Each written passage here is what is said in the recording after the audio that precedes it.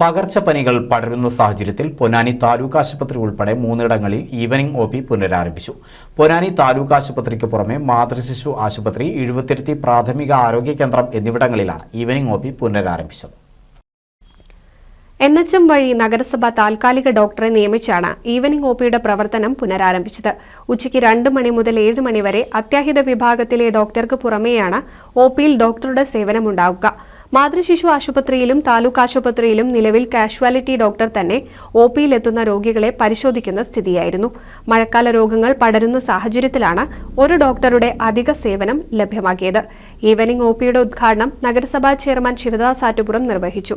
Vice chairperson Bindu Siddharthan അധ്യക്ഷത വഹിച്ചു. Sheena Sudesan, councillor Iqbal Manjeri, ആശുപത്രി superintendent doctor Suresh, doctor Abdulla Pookkodan, PRO Salahuddin എന്നിവർ സംസാരിച്ചു. NCV news Ponnani.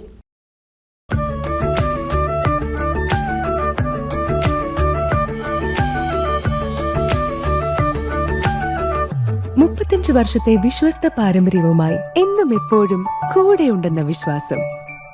Basit wedding mall, Basith arcade, Poonkottukulam, Tirur.